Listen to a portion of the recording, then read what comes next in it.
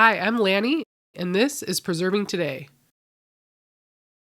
Have you ever wondered what kind of magic spices are in that tiny little packet that comes with your corned beef? Yeah, that's right. You don't have to only use the packet that comes with your corned beef. Or what if your corned beef came with no packet? What do? If you're making corned beef and cabbage for your St. Patrick's Day celebration, as we do here in America when we know nothing about Ireland, green beer, corned beef, cabbage, and some nice coal cannon. I'll take it. Well, why don't you level up a little bit? Maybe you're not going to corn your own beef.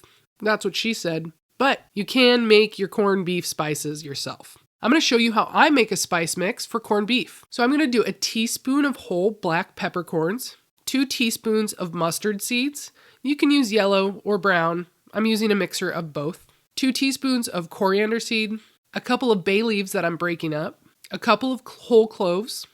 If I had it, I would definitely use a few allspice berries, but I don't have them right now. I can't find them anyway. And optional, you could use some dill seed as well. I do sometimes and sometimes I don't. Either is good. Now, this isn't a definitive spice blend. This isn't exactly what's in every single packet that comes with corned beef. Depending on the company, they might have a different flavor, but it's just basically a pickling spice.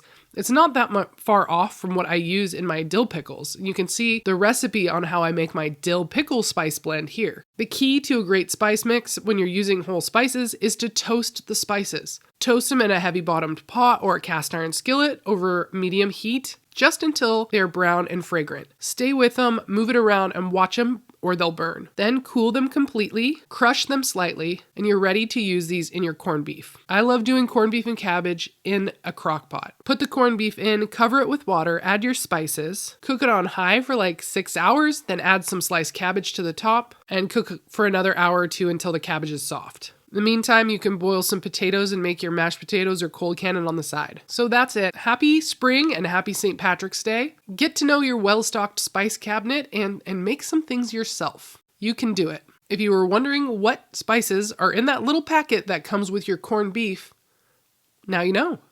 I'm Lanny, and this was Preserving Today.